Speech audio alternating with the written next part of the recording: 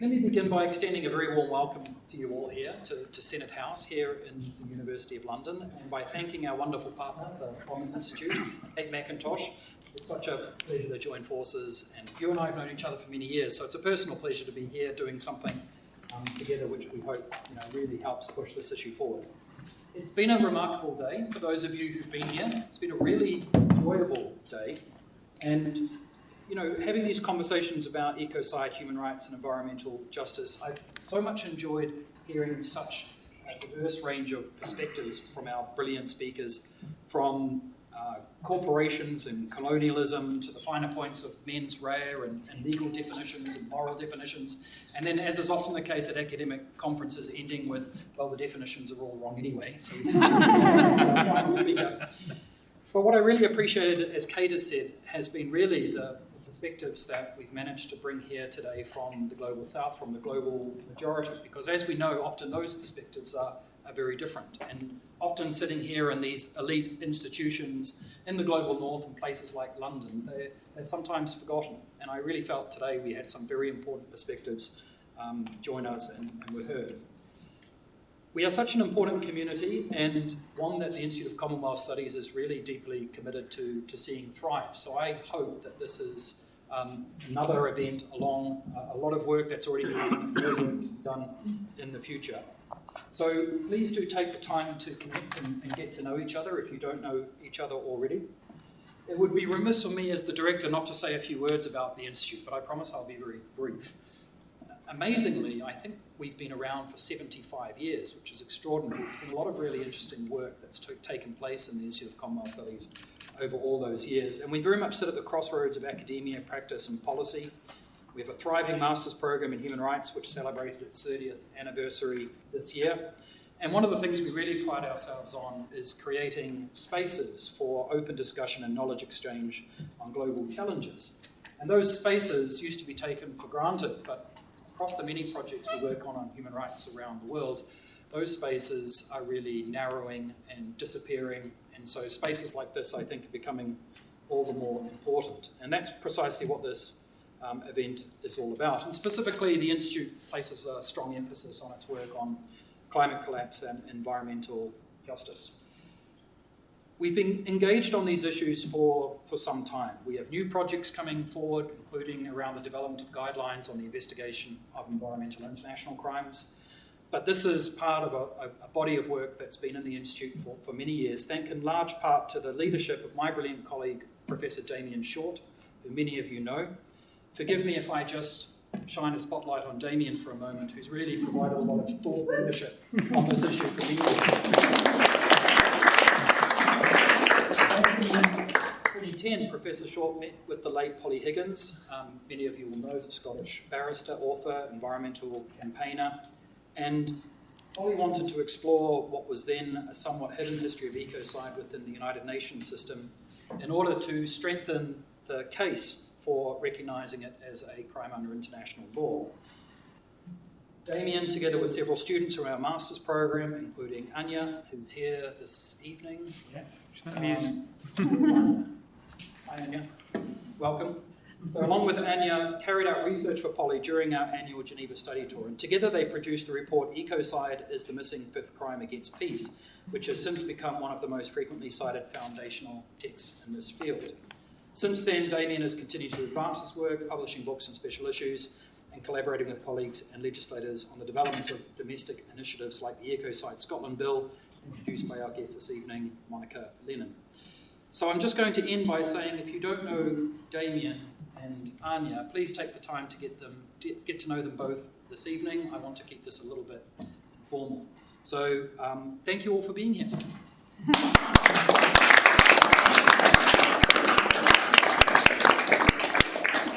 I'm now going to segue into introducing our first speaker, Her Excellency the Zambian High Commissioner Macenje Mazoka, who has become a real friend of the Institute of Commonwealth Studies. Thank you for being here again.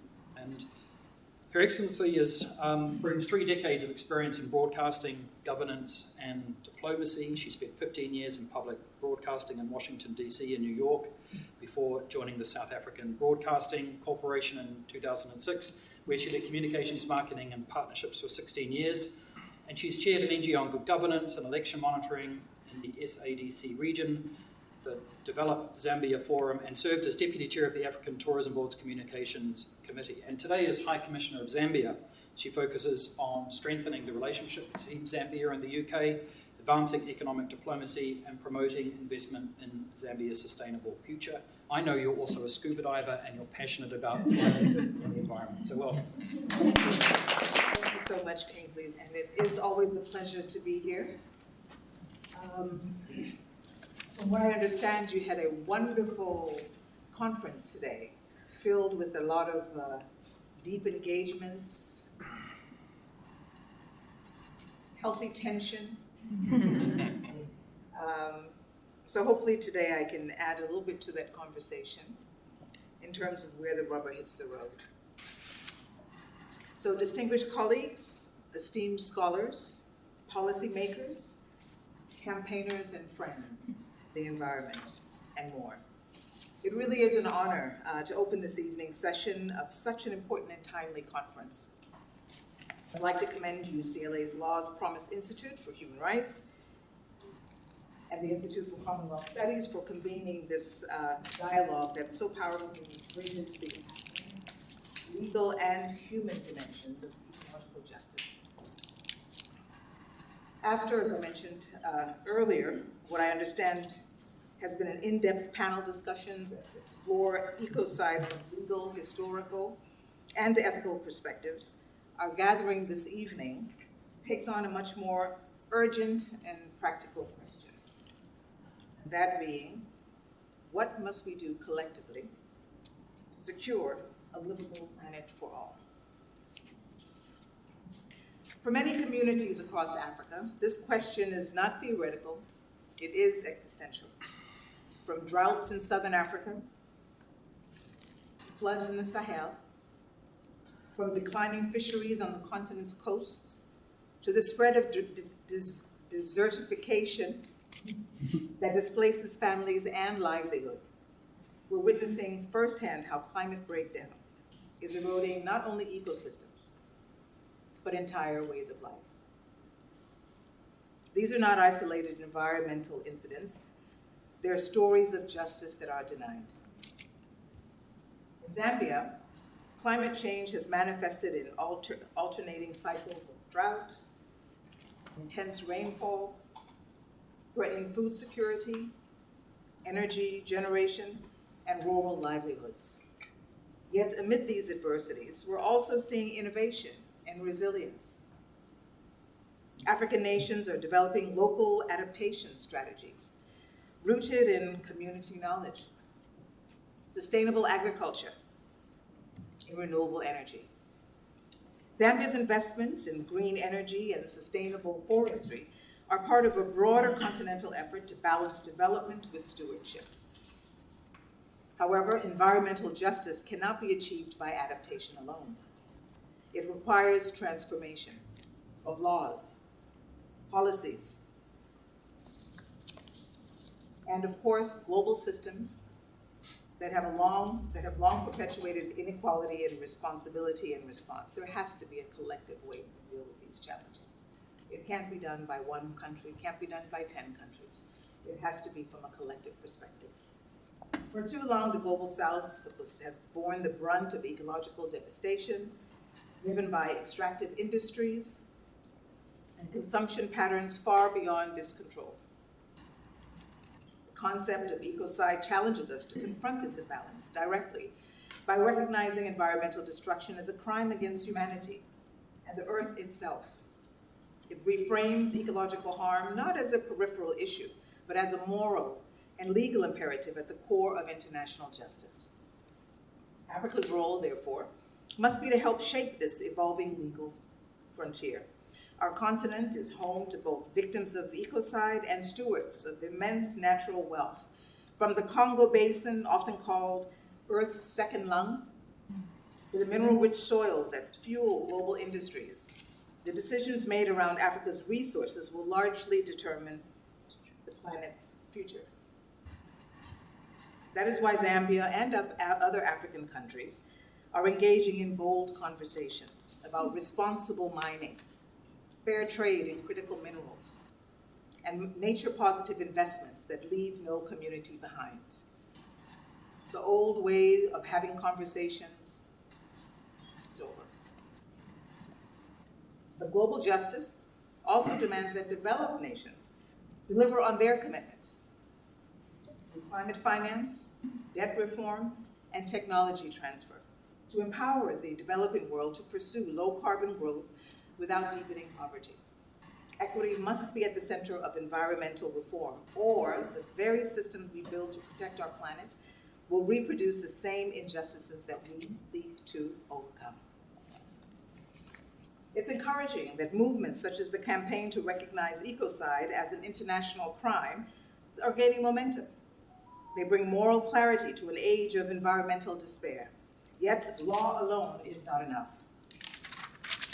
We must also cultivate a new global ethic, a consciousness that values the integrity of ecosystems as inseparable from human dignity.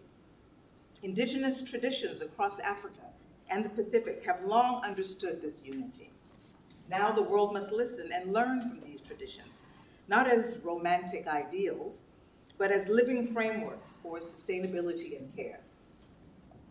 So as we look ahead, securing a livable planet will depend on our ability to harmonize justice with action.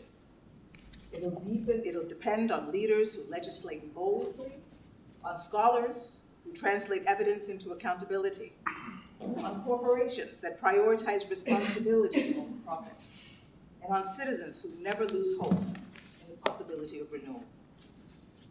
So let us remember that justice for the environment is justice for humanity.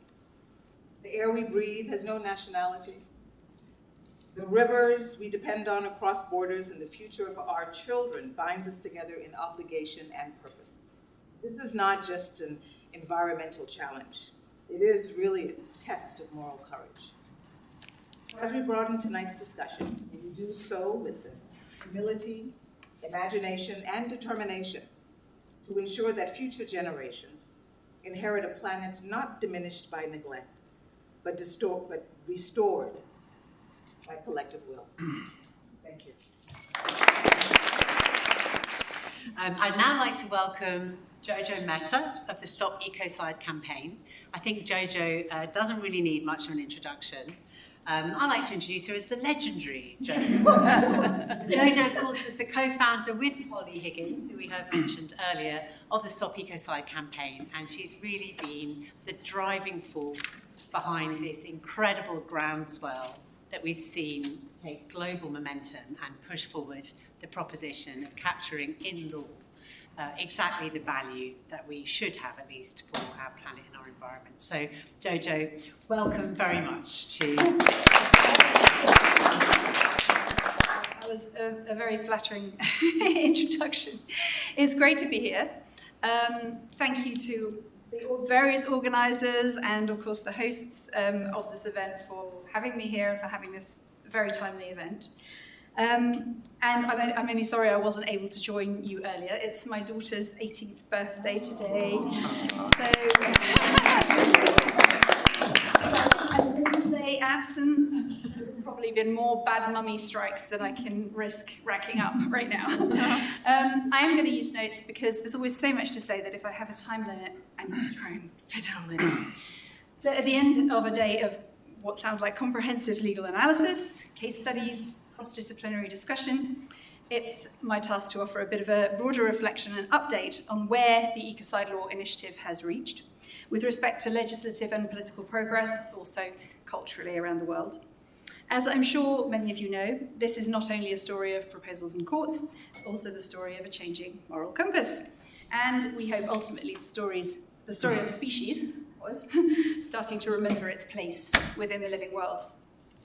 Now, as most of you know, Stop Ecocide International works with governments and legal experts, as well as civil society across the globe, to support recognition of ecocide as a serious crime, for the deeply practical reason that we believe criminal law is a powerful systemic lever to address both reckless behaviour and the deep mindset of separation that has led our global economic system to function the way it does.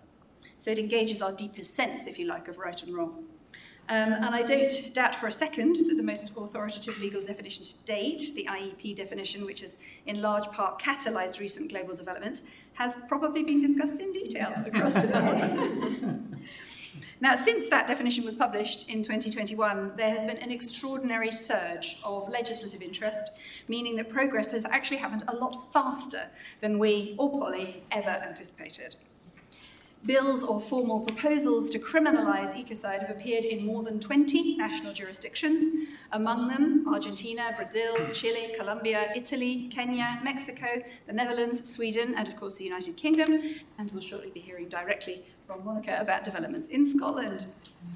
Belgium has already adopted legislation that criminalises ecocide within its territory and by its nationals. France introduced its own version of an ecocide offence in 2021. While Chile incorporated key elements of the international definition into its new Economic Crimes Act. In Ukraine, a dormant provision has been revived to address environmental devastation arising from armed conflict. Each of these developments represents a step in translating the concept of ecocide into enforceable legal reality. At the regional level, the European Union has adopted an updated environmental crime directive that explicitly covers conduct comparable to ecocide. They actually use that term. It's the first time the term's been used in EU law. The Council of Europe, not to be confused with the EU, the Council of Europe has 46 member states and has taken a similar approach, adopting a new convention text that includes particularly serious offences, which is the term they're using, and their own communication department called that tantamount to ecocide, and that will shortly be open for signature. In Africa, the Environment Ministers meeting at the UN in Nairobi this July voted to include ecocide law among their priority considerations for 2025 to 27, opening the door to conversations across the continent. And as I'm sure you're all aware, at the global level, the Pacific Island states of Vanuatu, Fiji and Samoa, joined swiftly by the Democratic Republic of the Congo, submitted a formal proposal in September last year to include ecocide as the fifth core international crime under the Rome Statute of the ICC, the International Criminal Court. And discussions in The Hague are ongoing, but the symbolic power of that proposal can't be overstated. So for the first time since the establishment of the court, small island developing states have taken the initiative to expand the framework of international criminal law to protect the living world itself. And recent jurisprudence is reinforcing that direction of travel internationally. In July of this year, the International Court of Justice issued its advisory opinion on climate change, affirming that states have binding obligations under international law to prevent and redress serious environmental harm, especially where transboundary. And the Inter-American Court of Human Rights had reached similar conclusions in its own advisory opinion just before that, so at the beginning of July, even going so far as to describe those obligations as deriving from jus cogens, peremptory norms from which no derogation should happen by states. Together, these opinions establish a clear legal principle that states cannot ignore the foreseeable destruction of the biosphere without breaching fundamental duties of care. And ecocide law, in this context, offers a practical implementation tool for those obligations by creating personal accountability for decision makers whose actions or omissions cause severe and widespread or long-term damage. And the recognition of ecocide also interacts constructively with other reform processes. Just recently been having some discussion around New Zealand's leadership within the WTO's fossil fuel subsidy reform initiative and the growing support for a fossil fuel non-proliferation treaty, both seeking to dismantle the economic incentives driving extractive industries which are responsible not only for continued greenhouse gas emissions, but also for some of the most egregious direct environmental harms. And so ecocide law complements these efforts by addressing the accountability gap, ensuring that as subsidies are phased out and fossil fuel expansion is limited, those who knowingly cause catastrophic harm can no longer act with impunity. And together, such initiatives form a kind of coherent architecture: economic reform, supply-side restraint, and criminal accountability. Now, there are a few threads that shine out within the weave of this rapidly developing tapestry. There's a couple I want to highlight. So the first is that the champions of ecocide law have largely been those we could term victim states. The Pacific Ocean nations are suffering at the front line of climate impacts through no fault of their own. DRC and other Congo Basin states, Congo, Brazzaville, Burundi, who have spoken up around ecocide, are witnessing the exceptionally biodiversity-rich forest ecosystems, which are so vital, as we just heard, to the world's climate regulation, being severely damaged and threatened. While Ukraine and Palestine are suffering the horrific effects of environmental harm in the context of armed conflict and occupation. Vanuatu has described an international crime of ecocide as the first international crime for the global south, a law with the potential to rebalance systemic colonial bias by focusing not on workers in sacrifice zones, but on the decision makers in the metropolises of the wealthy north. It is profoundly fitting that the Pacific Islands, among the most climate vulnerable nations on Earth, have taken the lead in advancing ecocide law internationally. For Vanuatu, Fiji and Samoa, this initiative is not an abstraction, it is a defence of home, very much as Her Excellency was describing in Africa. When the sea rises over ancestral lands, cyclones intensify beyond measure, when coral reefs are bleaching and fisheries are collapsing, ecocide is not a metaphor, it's a lived reality. So it makes profound sense for them to focus on measures to minimise future harm. And this kind of leadership demonstrates that those who bear the least responsibility for ecological destruction are those most willing to reimagine the rules of the global system, and not just for their own benefit, but for the wider global community. They remind the world that protecting the environment isn't charity, it's necessity. And the second thread I want to pick out is the importance of civil society engagement. Ecocide may not yet quite be a household word, give it another year or two. But one of our preoccupations at Stop Ecocide International has been to be deliberately generous with sowing the seeds of this initiative into many different sectors, from faith to business, from farming to banking, from music to fashion, and the list goes on. Because, let's face it, very few politicians, present company accepted, very few politicians like to be the first one at a party. Legislators usually want to feel safe to introduce the laws that are needed, even if those laws are, frankly, little more than common sense. And that means hearing about the topic from many different directions. And this movement has become nothing if not diverse in its cross-platforming activity. Allies from across the globe have come up with declarations, for example, from youth networks, from indigenous peoples, to awareness-raising concepts and collaborations we could only have dreamt of. From, for example, a free-to-download choral program, complete with rehearsal schedules and educational modules on the topic around the concept of ecocide law, which is being sung in capitals from Helsinki to Istanbul. To Artivism Days across Latin America and beyond, to the remarkable One Dress Planet that you encountered in the break. And I forgot to mention then that you may have noticed there are still some white spaces on that bodice. If you fancy becoming a collaborative owner of that piece, please look up One Dress Planet online and you will have the chance to do that. And if you picked up a leaflet, you'll find a link on there. I'd also like to acknowledge in this context that Stop Ecocide International has an extraordinary network, actually sort of many networks, but a network of kind of on-the-ground teams of activists, campaigners, political interveners, a huge range of people. Some in the more conventional areas, and perhaps academia, perhaps faith, perhaps law, and others who are sort of street-level campaigning. But it varies hugely because they're all voluntary. And we have teams in, Lucy, I think, is here and might correct me if I'm wrong, but I think we have 40-plus countries where we have teams. And it makes a huge difference to have people on the ground in a country, even if it's just a couple of people doing social media, for example, because having a finger on the pulse of that culture, and it varies so hugely from country to country, is a huge benefit, and it's of huge importance to the growth of the discussion. And all of this speaks to the underlying companion goal that we have. So our legal goal is to have ecocide recognised as a serious crime all over the world. However, the underlying aim is about what we might call the sort of rooting or embedding of responsibility. So it's the recognition, if you like, of our true symbiosis with nature, that is a reality. And it's time we acknowledged it. And it's what that means for how we treat the earth as well as how we treat each other.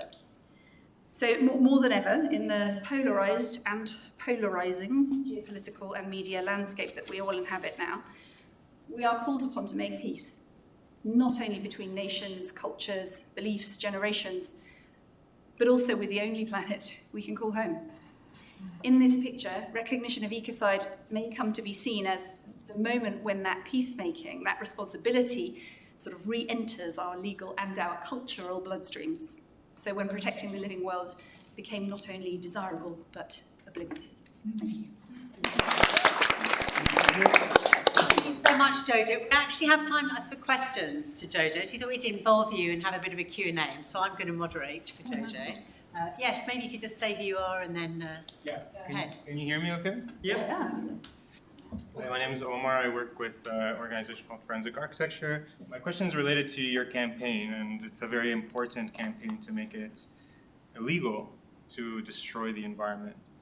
But I'm also thinking about the limits of international law and working with states directly. I wonder if you can think about that a little bit with me. The question has to do with what happens when those same states are complicit and committing ecocide, while at the same time we're trying to get them to adopt laws of ecocide. How do you deal with the pressure of silence on egregious crimes in order to keep working with them? And given that, within that context, that the Israeli genocide in Gaza is one of the worst cases, if not the worst case of ecocide in modern history, why is it that an organization like Stop Ecocide International could not call it an ecocide, could not call it genocide for more than a year and a half? How do we work with that question? What I see is a fallacy of political neutrality.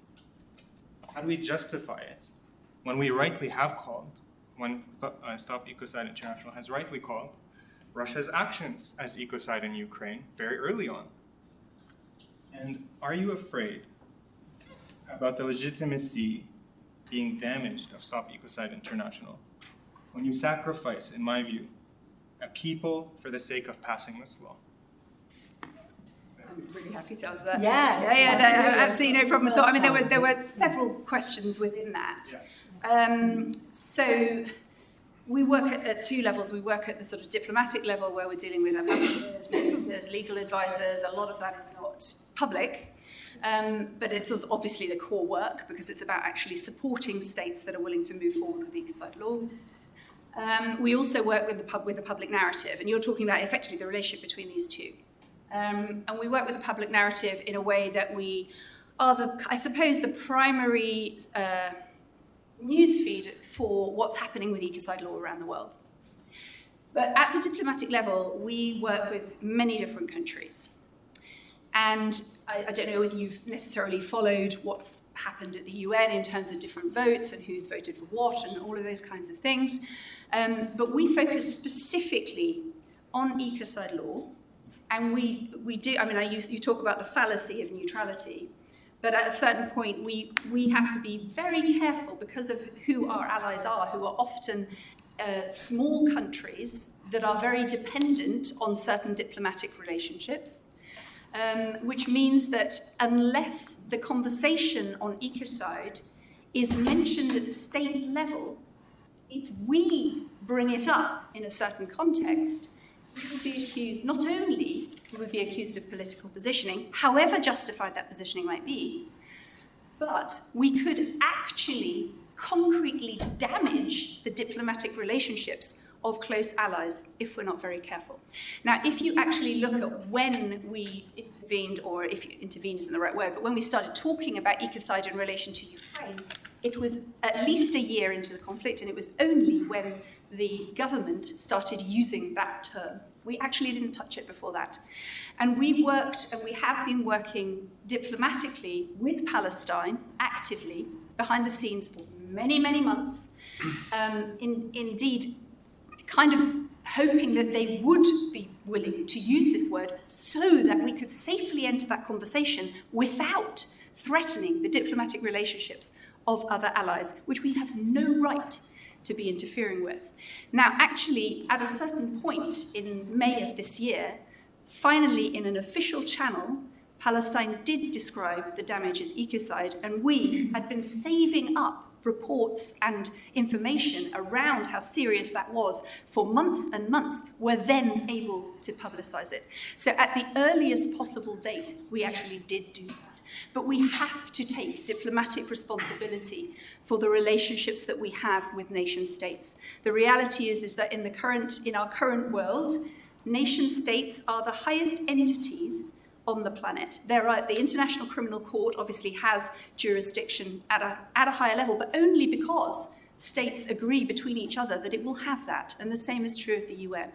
So anyone in this room who is working at the diplomatic level, I think, will very easily understand the reasoning behind the point at which we were able to bring up that topic. Thank you. Thank you very much, Jojo. Other questions? Yes, introduce yourself. Hi, my name is John. I'm a current student at UCLA School of Law. I was curious as to, with such a grand project, not only trying to institute the crime of ecocide at the ICC, but also at domestic jurisdictions, I was curious, how does the Stop Ecocide kind of define success for itself in seeing progress on these sort of goals?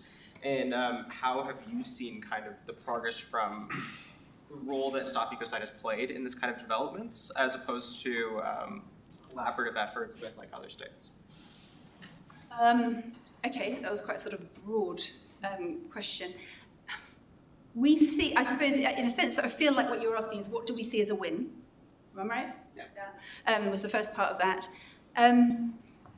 This conversation for us it's all about, in a sense, I feel like, if we were saying one thing, it's, ecocide law is obvious, it's necessary, and it's happening. So anything that comes from a state or a body that has a comment on this, and those of you who've seen our website will know that we run a guest blog that highlights particular campaigns all around the world. So what we track is how often the term is used, how seriously it is used, how many states are seriously engaging in the conversation, and I can promise you it is dozens more than are visible publicly, but we are very good gatekeepers of diplomatic information, so we only put that out when it's publicly available. Every time, for example, last week we had a vote in the International Union for the Conservation of Nature.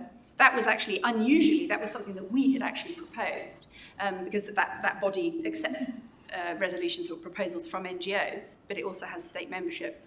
And that resolution was passed. And that's a huge milestone, because that body that is the sort of biggest conservation body in the world, made up of lots of organisations and state agencies, and that obviously gives a really kind of strong, compelling kind of traction for the conversation with states. So that's just a few sort of examples, but where we see the term coming up culturally or coming up in different contexts, like faith contexts.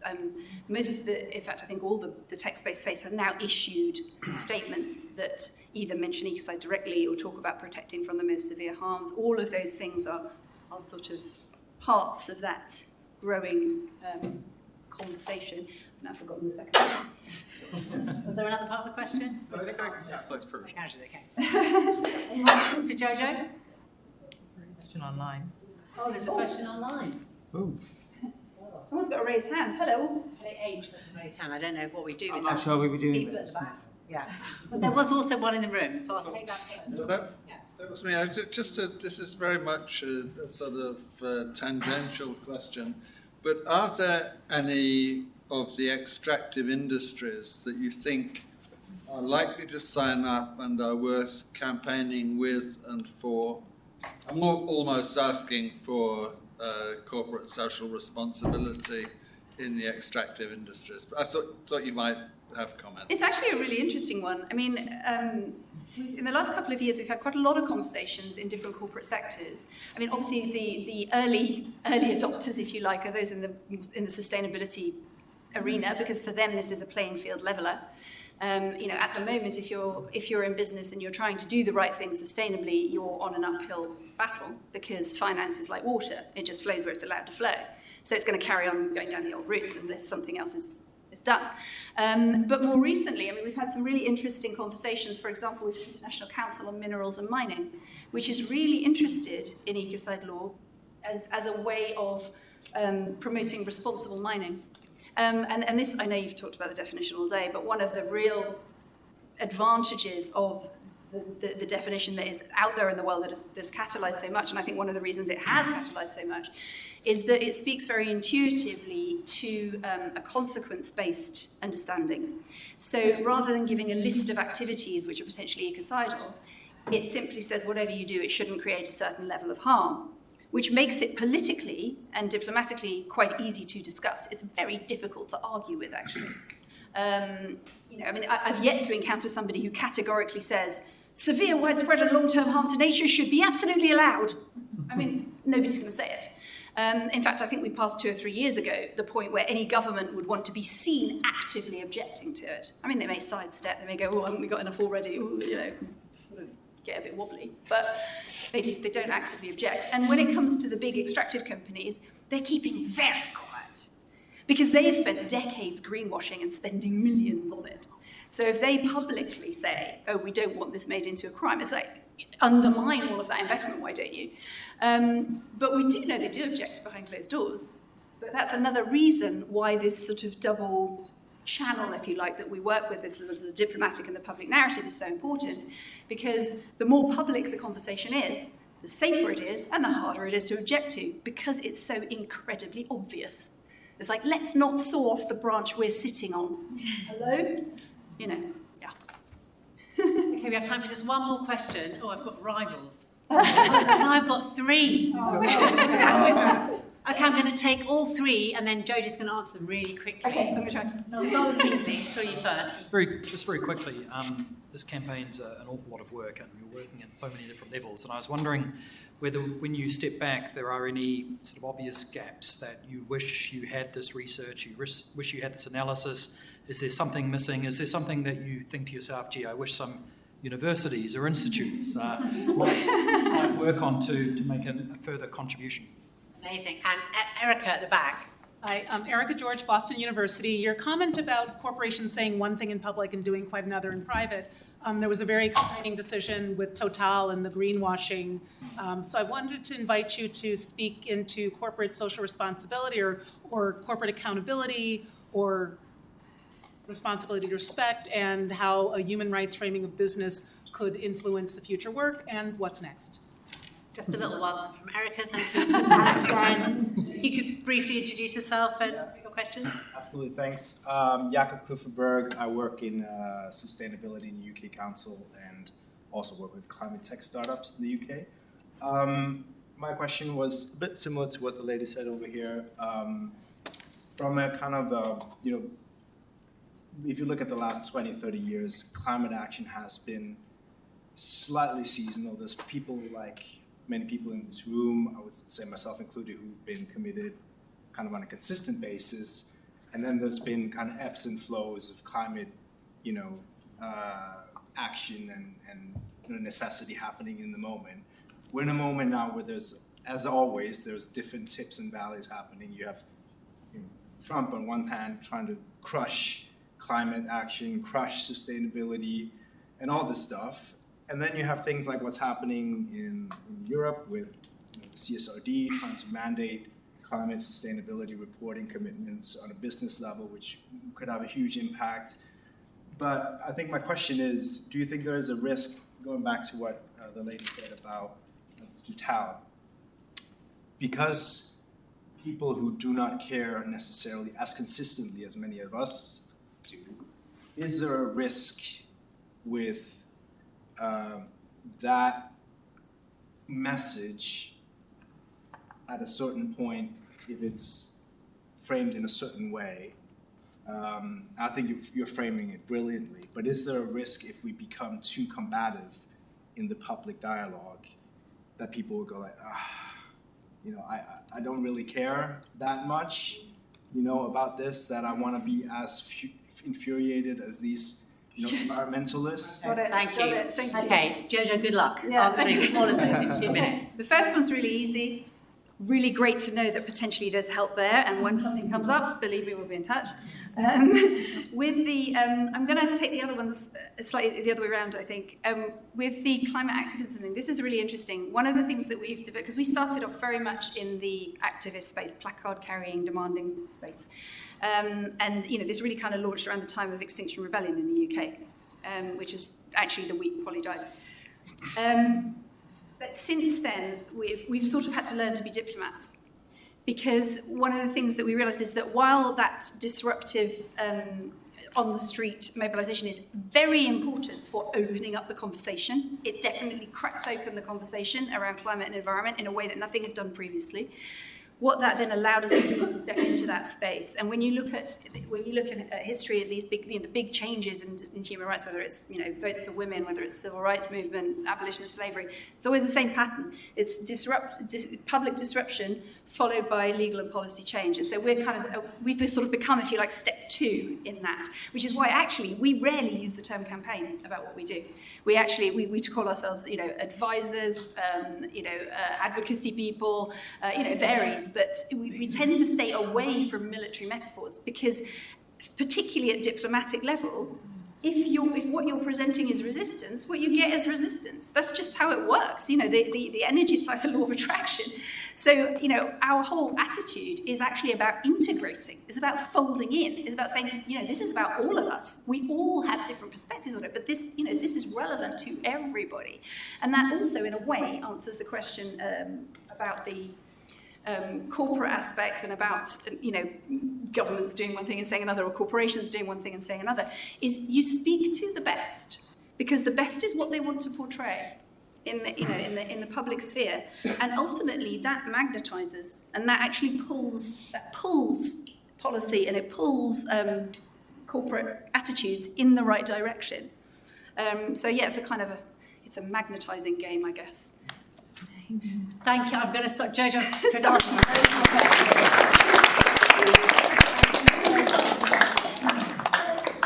One of the things that the Promise Institute we're really committed to, actually, is looking at human rights and associated issues globally and also locally. So for the event here today, we really wanted to, although we had this real interest and ambition to include voices of the global majority, we also wanted to look at what's happening here in the UK, because obviously we're all in this together. So I'm really delighted to introduce the next conversation, which will be moderated by Professor Damien. So please, if you could come up, we have Monica Lennon, who is a member of the Scottish Parliament, who's introduced the Ecocide Bill in Scotland. Monica might be known to some of you for an amazing campaign around period dignity, which she led in the Scottish Parliament, and now she's taken up Ecocide. So, Monica, really happy to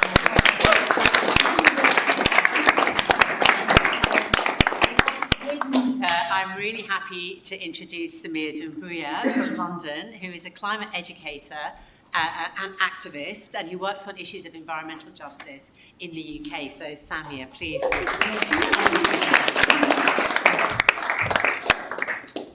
Okay, folks, so it's going to be a conversation between the two. We're going to have plenty of time for questions as well. But I would just like to suggest we start off with a little personal introduction. So one of the things I'm always interested in is how do you become interested in environmental justice and environmental issues? So start with the first and then we'll move on to So, hey everyone, my name is Samia. I'm a proud born and raised East Londoner.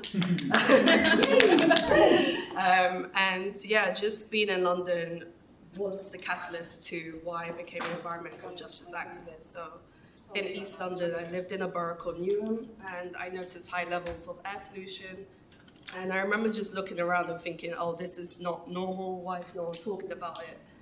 And I started lobbying East London councillors in Newham and Tower Hamlets to produce better air quality action plans, because me and my collective, Our Air, Our Health, we discovered that lots of high emissions of pollution was occurring around primary schools and nurseries, and we actually put on a map, and it was quite scary to see how those children were exposed to dangerous levels of air pollution.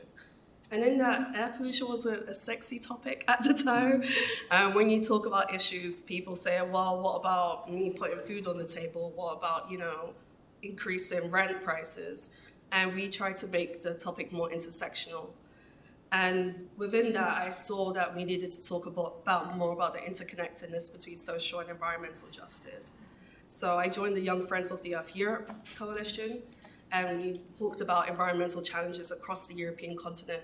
And that was a space for us to exchange skills, knowledge, and also advocate for each other on each other's behalf. And I remember a case where we protested on the behalf of a family affected by Shell's activities in the north of Netherlands. Shell did some fracking, and we actually saw the house split, and it actually leaked into their water system. And that was a real life event that shocked everyone in our collective, showing that how this is not just an abstract, idea of climate injustice. It's actually happening in our neighborhoods, literally on our doorsteps.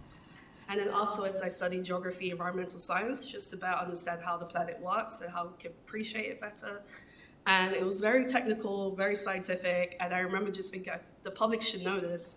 I think they should know how the planet works so we can deepen our collective appreciation for the planet. And after that, I worked for Friends of the Earth Europe, I worked for Change.org, focusing on how to empower communities to advocate for change on a local level.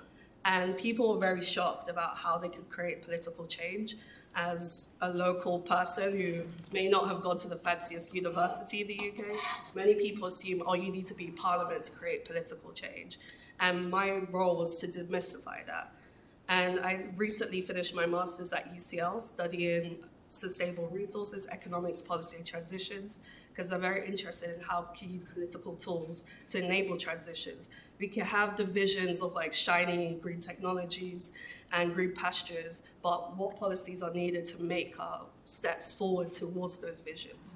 And how can we make sure that policies invite all people, not just those who are sitting in decision-making positions in the present, but how can we make sure that the guy who works at the corner shop is involved in this conversation? How can we make sure young people in primary schools, secondary schools are involved in this conversation? So I'm very interested in participatory democracy, just to show people that you can have a say and action can be taken. And I recently launched the People's Arc, which is about making green skills accessible to all, including working class and racialized communities. So I'm all about people power, just because I think we need to change the ways of how we operate at the moment. I hate the fact that people feel we need to replicate the current systems to make change.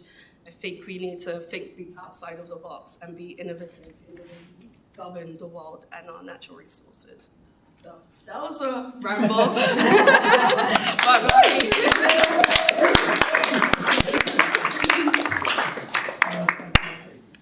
Okay, well, we'll talk down at some of those issues in a moment.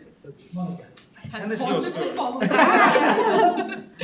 I should have gone first. How did you become interested in these issues?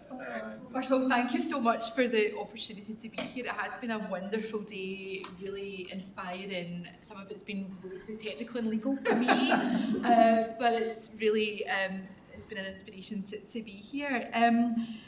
Earlier on, I didn't know you were going to ask this question, but I have been in a bit of a reflective mood, and I was thinking, I'm a woman of a certain age, and I thought, God, I left high school 30 years ago. I know you don't believe it, but it is true. Politicians never lie. I have spent half my adult life now in politics.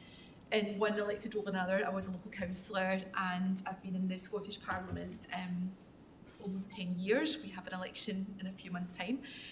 But before that, and I suppose that's maybe relevant to why I get this and why I care about ecocide law and about environmental justice, is because when I left school at 16 and went to, maybe not a fancy university, but a local university to me in Glasgow, I studied environmental planning. So for a long time, I was a town planner. Now, I don't know if the planners or the politicians, who comes out top in terms of being least popular. I do make interesting life choices. So my professional life was as a town planner or urban planner, and I worked public sector and in private sector roles as well. And then eventually became more of an activist and got myself elected. So it's been, sometimes life takes you in directions. I worked for a major house builder, and in the financial crash in 2009, I was made redundant. So you don't expect things like that to happen. But if that hadn't happened, I probably wouldn't have gone into politics, actually. When I was a local councillor, just similar to some of the things that you've described about pollution and who's more likely to be impacted. So when I became a councillor in my local community, a lot of deprivation and inequality in the council ward, and all of a sudden this speculative planning application came along to build an incinerator. Might sound familiar to Jojo, and it's like, well, do we actually need this? There's no real plan for this, but to me it was about increasing the land value and flip the site for something else. But as somebody who'd been a professional planner, to be on the side of the community and to hear people just being told any old rubbish about, well, there'll be jobs and it's for the economy, and you don't need to worry about the health impacts or the environmental impact, and we deal with that much later in the process. So I thought people are being gaslit, it's so dismissive, and it was just downright rude, actually. There was a public consultation meeting, and the developers, it was marketing team, turned up and they said to local residents, well, we can't answer that today, our technical advisors at a wedding. And I thought, this is just ridiculous. Anyway, eventually left local politics to go to the Scottish Parliament, and very quickly was on committees dealing with net zero, dealing with environmental issues, and again saw the greenwashing that goes on and a lot of the rhetoric. And I think really, and I'll probably just end on this point, is it was building up to COP26, which was hosted in Glasgow, so again on my doorstep.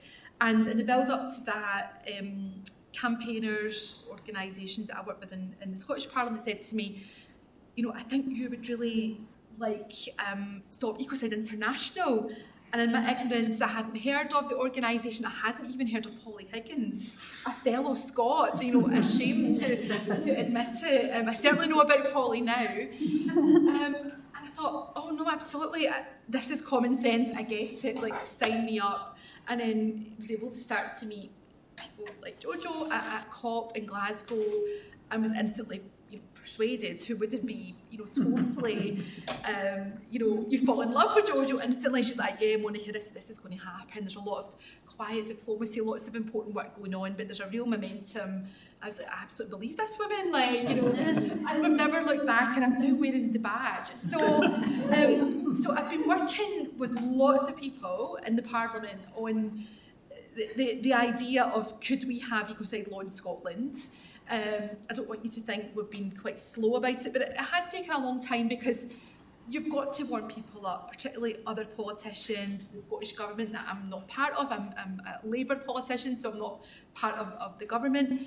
And, a really important question that I had to ask was, would it be okay to do this? Because you're very much about international law, and the answer was yes. So for me, it is about environmental justice, social justice, economic justice, because I think for too long we've had governments and administrations working in silos, and it causes a lot of division and a lot of binary discussions. So the good news is there's been a lot happening in Scotland, but I'll pause there. You might have noticed I've got a sore throat, by the way, so I brought my water, but I'll let you have a drink for a second before I question it anymore. Samia, what do you think about the idea of ecocide as a sort of potential bill in the UK? Is it something that you'd thought about before you heard about perhaps this bill, or not? So I actually was in Glasgow COP26, and that's when I heard about it. Because I think I saw people's stickers and badges, and placards as well, talk about ecocide. And for me, when I first saw the term, I just thought it was common sense. I didn't really question it. I didn't think, oh, what does this term actually mean? I was like, oh yeah, how come we don't have legislation that protects our environment? The more I think about it, the more silly this system is, because the more I think this system is silly, because I just feel it's not just common sense, but it's the carpet beneath, it's the rug beneath us. It's the thing that protects not just the environment, but our livelihoods, our cultures and traditions. And I don't know, it kind of makes me question, why did we create the world that we live in today? I was talking to someone earlier, I was like, did the people who invented plastic understand the long-term consequences of inventing it? Why did we go directly to cow's milk and not almond milk and oat milk? I was questioning so many things we normalize in today's world. And yeah, I think it's something we definitely talk about in the climate education space. We bring it up as an idea in a campaign to kids in schools. And some kids, they don't even debate or argue against it. They're like, yeah, that makes sense. And I think many kids, when I go into schools, kids are fascinating, by the way. They are way ahead in the conversation. I met a 12-year-old who said she wants to be an architectural engineer to protect people from natural disasters in the future. And when you talk to them, they're already ahead of the conversation. Yeah, it's wild, right?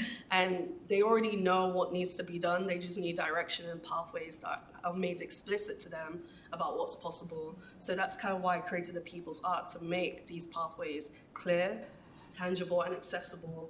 And when you do talk to kids, they say, oh, well, I can't find these things on like Google, or when I go on Indeed.com. They just feel that no one's telling them what roles they can take up to make sure that their futures and future generations are safeguarded. So I think it's definitely something, especially young and future generations, were definitely on board for it. I think it just needs to be taught more explicitly in our education system, because kids are looking for that sign to say, hey, we're ready, we want to take action, we want to protect and safeguard our futures. Thank you. Well, I was just like to speak about, we discussed a lot today about definitions, etc., in the international arena. And I remember when I was first thinking about how Ecocide was very similar to genocide in the sense that it's going to have an international discussion. There's going to be lots of policy around it, lobbying, etc. And one of the things, I've forgotten who said it now, but it always strikes me as one of the most interesting sort of sociological questions, and one I've always been interested in. And someone said, like, a sausage is reasonable, but you don't really want to know how it's made. Right? And I think the same, in some respects, is applicable to law. Right? And one of the things I'm really interested in, and I think perhaps would be good for everyone to hear, the process that's got us to this point now with the bill. Right? And I know. Warning, I don't want to burn everyone's Friday night. It's interesting in the sense that it's so practical, right? And we do talk about we need to have domestic as well, but how does that happen? And so it'd be interesting because there is a difference between what's happened in Scotland and what happened with the UK. We heard from Rosie Boycott this morning. So, as briefly as we can, tell us how we've got to the point that you're at now. So I can only speak about the Scottish Parliament, which is a devolved Parliament, and Ecocide is an issue that the Parliament has competence over. So we can progress a bill. Always have to be aware of issues that might stray into issues reserved to the UK Parliament. But we've got good advisors, so far so good. I think we do know that when there is an emergency, Parliaments can make law very quickly. So we saw that in the COVID pandemic. And I was part of a committee involved in the Coronavirus Act in Scotland, so with emergency powers. So that is a very extreme example. We have seen government move quickly with other legislation, but generally when a bill is brought forward by an individual member of the Parliament rather than a government bill, it is really difficult and it is really time consuming. So it's not my first rodeo. There is the Period Products Act. So I was able to reflect on, did I do everything right on that? Did I speak to government early enough? Did I build a big enough coalition? And a lot of things went really well. But with this, straight on the back of COP21 and the Scottish Government positioning itself as a leader on climate justice, particularly in relation to loss and damage, and having I suppose, world-leading climate targets and net zero plans, although that's not been wholly a success story, but the ambition was there, which is important. So there was a moment there to really say, right, let's go on and do this. Now, to then go away, what we do in the Scottish Parliament, we do a lot of front-loading where before we can even introduce the bill, which was only tabled in May of this year, there's lots of consultation, lots of engagement, and for a long time it can look like not a lot is happening, but a huge amount is underpinning this. It's all the scaffolding around it. And just one example of that was to not just consult children, young people, but to properly involve them and engage them. And an example of that really in action was a week past Monday. I was invited by the Office of the Children and Young People's Commissioner for Scotland, and her team organised a day in a local school, and they did a bit like this conference. They did a full day of activity, but at the end of that they will produce a report that will go to Parliament, and they've already given their high-level support to the Ecocide Scotland bill. I suppose an important thing to mention is unless you can get cross-party support, you have no chance. So although the bill was only introduced in May, there were a few steps before that. One was the Members' Bill consultation, and then you have to get, I think it was 51 or 53 signatures of other MSPs. There are 129 of us, and you can't succeed if you only talk to people who agree with you, and you can't succeed if your tactics are aggressive, or, I mean, sometimes you can shame people into things, but it's better for people to feel like they thought about it first, or they already know about it. Particularly when you're dealing with politicians, because we all have huge egos, you realise it. And when Jojo came to Parliament to help me with this work, one of the unexpected moments was actually some of the politicians that we least expected. Maybe I had low regard for my colleagues, but they fell in love with Jojo, but it was like I had to leave the room and come back, and they were still there, and I'm like, they're the party, they are the people, particularly from, you know, oil and gas country that I least expected. But again, it was people thinking, oh, actually, this is not anti-business, it's pro-responsibility, we like that. So again, it's trying to get the right message for people. So the good news right now is that we got the signatures, the bill was introduced, the Scottish Government likes it, particularly because of their strong policy on EU alignment. So thank you, Environmental Crime Directive, that was really helpful. And we have MSPs from the Scottish Green Party, the Scottish Liberal Democrats, individual Scottish Conservatives were supportive. So there is broad support. But I think something that we're all aware of in politics is that there's a lot of change in the water, in the air. It's not all for the good. We have an election coming, and I would say that the makeup of the Parliament right now, the conditions are right to get this over the line. If we lose time and the bill falls in March, I am worried about the next Parliament. I might not be there. Who would be there to guide it forward? I'm not saying it can't cope without me, but I mean, the makeup of the Parliament could be quite different, and we're just seeing a lot of undermining of climate science and what we know to be true. So my message to colleagues back home in Scotland is just hurry up and let's do it.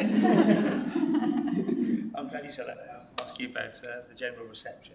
Okay, well, I think we've got around about 5 minutes left, so I think that might allow us 1 or 2 questions maximum before we have the view from New Zealand with Kate Watts, who's our last online presenter. So, any questions? Kate? If there aren't any others. Okay, well, Kate in the first instance. Any other takers? Okay, Kate, and then one at the back. Lisa. Okay. So I really loved that. I was thinking, because we've had, talk about from Jojo about sort of diplomatic efforts to get people on board. So this session is all about, how to make change, and you're all different change makers. And you're talking about how you negotiate with colleagues.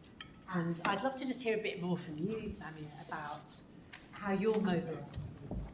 And what does that look like? You talked a little bit about climate educator, but because you're working at more grassroots level, how are you mobilising people? I think that's a good question. People rarely ask me that and just take my word for it. But I usually do it for workshops and community gatherings. So whenever I host events, I always make sure there's free food.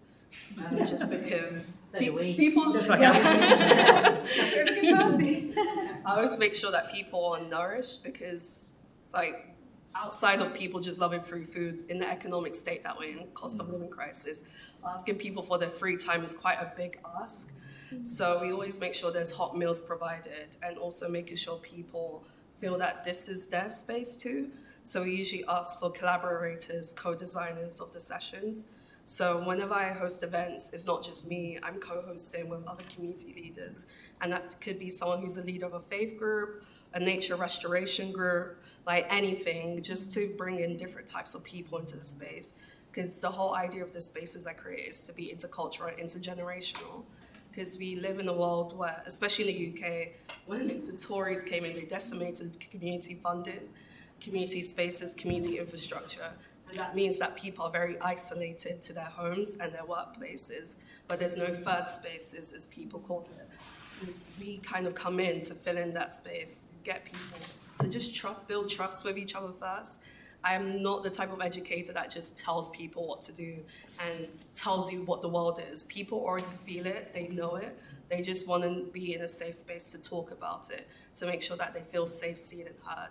And it's a process. People romanticize community engagement. It's not just one workshop and then people switch sides. It's a working relationship. I've actually worked with teenagers before that were climate denialists, and this was because they were following YouTubers and streamers who were anti-climate. And just through trust and relationship building, we started to unpack what their concerns were about the world and then connected it to their lived experiences. And when I work with young people, I just pick on things that they love and say, okay, this is how climate is affecting it.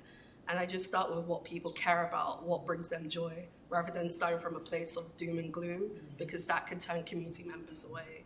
And people end up starting their own things and their own group chats and say, actually, I want to do something in my neighborhood to talk about this. There's been times before where I've been like, guys, I introduced you. So I should be part of this conversation too. But it's been really nice to see how there's just been like relationships sprouting from the community spaces. I know people who are like climate DJs that raise funds for activists on the front lines. I know people who are like painters, illustrators, using their skills for climate justice. So yeah, just making it multi-pronged for everyone. Seems like someone's at the door. Okay, I think we'll just have one more then. Sorry, Lisa, if you don't mind. Can we just have that time? I'd just like to sort of build on what one of the other attendees has said about the issue of like the Palestinian issue. I would like to get some advice. Say, for example, you're dealing with a sort of a climate change movement, and then someone does write about Ecocide in relationship to that situation. What would be your guidance on how to deal with that issue?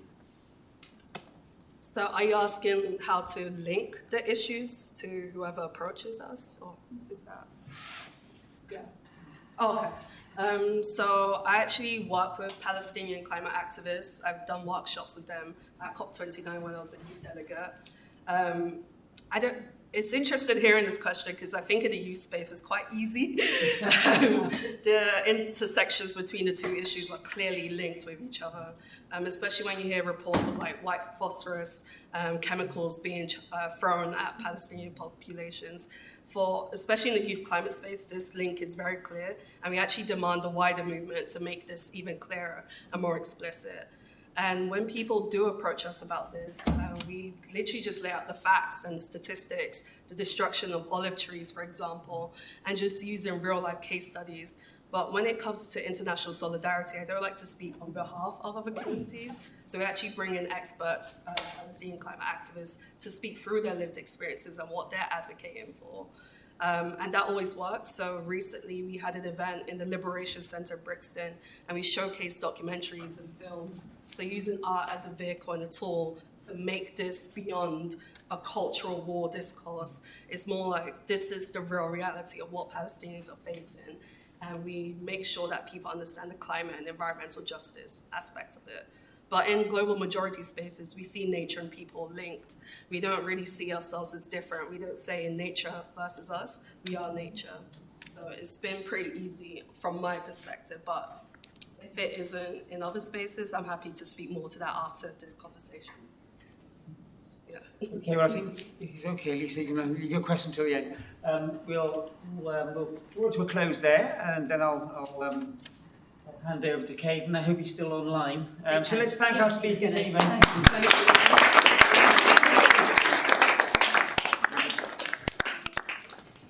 Caden's going to join us now, all the way from Aotearoa, New Zealand, to give us the Indigenous perspective. And Caden's also now an old friend of the Institute of Commonwealth Studies. He's an Indigenous rights advocate and policy expert from Aotearoa, New Zealand, focusing on the intersection of climate change, health, human rights, and Indigenous sovereignty. He is currently the Climate Change Implementation Lead at the New Zealand Ministry of Health and is an Associate Research Fellow with us. His work involves advocating for Indigenous-led solutions to climate change and ensuring equitable health outcomes for Indigenous communities. Caden, you're our last speaker today, so it would also be wonderful if you could book in today with you maybe setting out some challenges for all of us here in London in the room. Thanks, Caden. Over to you. No, appreciate it, Kingsley. No. Well, kapai. Thank you for having me here today. Ko ai, piri tēnei no Ngāti Tūwhare tō Ngāti Maniapoto Ngai Tūhui Huki, ko Caden Watts, tōku ingoa. My name is Caden. I am an Indigenous rights advocate, as Kingsley said, from Aotearoa, New Zealand, from the tribes of Ngāti Maniapoto, Ngāti Tūwhare tō, and Ngai Tūhui, in the middle of the North Island. And I do have the pleasure of wrapping up this conversation today. And so throughout today's talk, throughout today's presentations, everybody in the room has had the privilege of hearing some really deep conversations about Ecocide. Pardon me. Really deep conversations about Ecocide, getting into the detail, understanding how the tool is applied in our different contexts. So rather than adding to that detail and getting back into the weeds of how we apply Ecocide, I'd actually like to elevate it up and remind us of the bigger challenge that we're trying to face and how Ecocide and similar tools to Ecocide feed into that conversation. So for context, I was just in the UK recently. I was there for about 2 weeks and had the pleasure of spending time with a lot of incredible minds while I was up there in the UK. Many experts on Ecocide as well who have been working on this issue for far longer than I have. And what I wanted to understand was the applicability of Ecocide as a tool in New Zealand's jurisprudence. How we can use that as an advocacy tool to actually get back to the place of environmental equity that I've been fighting so hard for so many years. And it's fascinating because if you look around the world and you look at the momentum that Ecocide and similar tools are picking up, but focusing on Ecocide specifically, many powerful nations had picked this up and ran with this tool, but also, on the contrary, many nations, including ones in the Pacific, have picked it up as a tool for necessity, to protect to protect their culture, to protect their language, to protect their homes.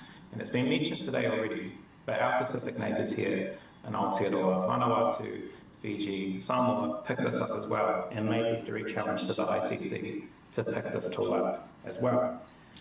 New Zealand sits somewhere in the middle. New Zealand sits somewhere in the middle because it hasn't picked this tool up. And while I've been digging around to find who has been having this conversation, I've found very little results, and I wanted to know why. So pre-colonisation here in Aotearoa, our relationship with the environment as Māori, as Indigenous peoples, was very intimate. We viewed our environment, and still continue to view our environment as Māori, as an ancestor, as a relative, right? We don't view our energy as any different from the natural world, from each other. I look at my mountain and my river as an ancestor that came before me. When I introduced myself to you earlier, I told you the tribe that I'm from, and then who I was. If I was going to give you the whole 10-minute version, which I could do, but we would be here all night, I would start with my river, my mountain. I would then go to my town, then my community, and then me, because all of these things came before I did. But through colonisation, through capitalism, and through all these processes, we've lost that relationship.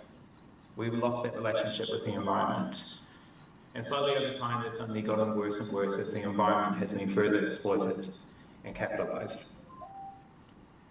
How I see tools like Ecocide and similar ones to it, the rights of nature, legal personhood, are vehicles to get us back to that frame of thinking. Are tools to get us back to understanding our relationship with the environment. Rights of nature and legal personhood being really good examples. Legal personhood is just an indigenous way of incorporating indigenous thought into colonial law. And we proved that we could do that here in New Zealand.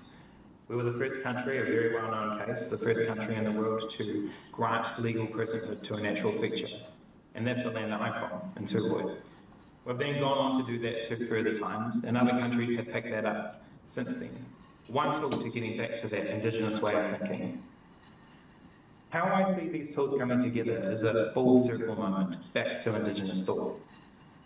And as I've dived further and further into these tools, I've been further amazed at how the reverberations of things like Ecocide, the rights of nature, legal personhood, have their reverberations in indigenous thought, or Mātauranga Māori in the context of New Zealand. That is a really telling sign to me. To me, that tells me we're all trying to fight, the same battle. And that we're all trying to come together as a global community in our own way to get back to that way of being in relationship with the environment that we know is so important. Back to the context of New Zealand. We've had a government introduced that has actively dismantled, through premeditated approaches, all the progress that we have done, a lot of the progress we have done, but it wouldn't be, too exaggerated to say all. A lot of the progress we have done to fight for the rights of our climate, fight for the rights of our environment, and fight for the rights of our people, our indigenous people. To undo that, tools like Ecocide, tools like legal personhood, tools like the rights of nature, tools for accountability are absolutely necessary if we're going to undo those harms. Why I was interested in Ecocide as a concept is because it provides that accountability pathway to make sure we don't lose anything further than what we have already lost, but also to protect the rights of our people and protect the rights of nature. To me, although this is a tool that is used to protect the rights of nature, if you're in a good relationship with nature, it protects everyone. As an Indigenous person, but I think this is indeed true for all people, we derive our health from the environment.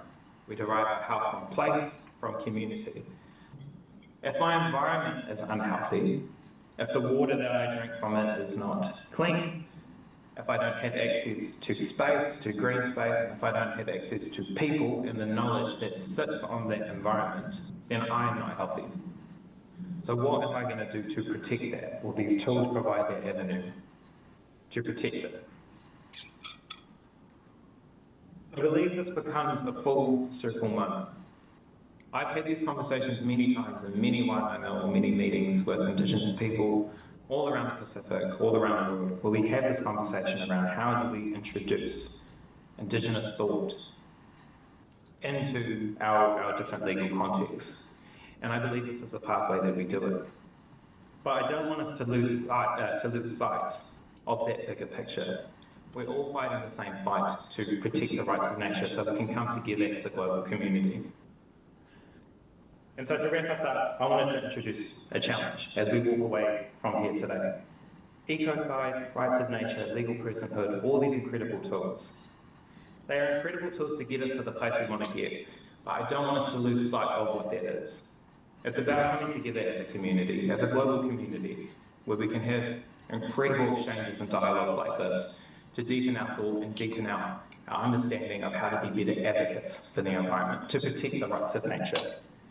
So I want us to remember that bigger picture of coming together as we have these incredible conversations, fight that good fight. It's very easy, and I've been victim of it too, it's very easy to get lost in these really difficult battles that we have to face. And I've heard from a lot of people tonight already who are in their own context. Jojo running incredible campaigns, Monica introducing this incredible bill into Scottish Parliament, where these battles can become really easy to get swamped in.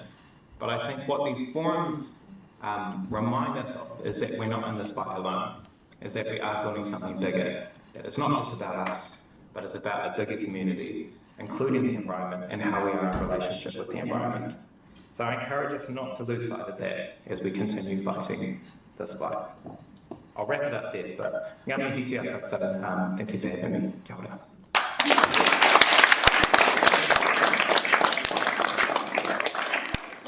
Today, I think it's been a really rich, I hope everybody feels nourished by all of the ideas we've discussed today, by the amazing activists and change makers that we've heard from and diplomats this evening, and that you all go away with your head full of new ideas for intellectual inquiry or practical action. And thank you all very much for being here. And I'll give the last word to Kingsley. Really given generously of your time to be here.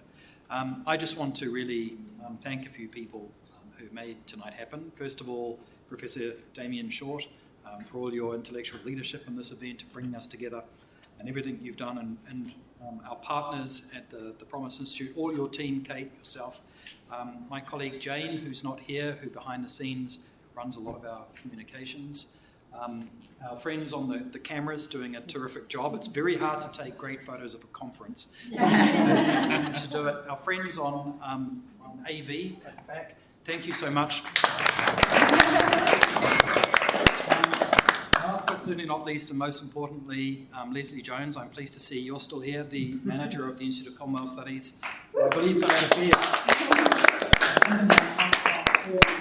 here on time and was wearing her running shoes because she's probably done 45,000 steps today. So thank you, Leslie, for everything you've done to bring us together, and thank you all of you, and I hope we continue this community and see each other soon, and let's wish each other good luck in the struggle. Thank you.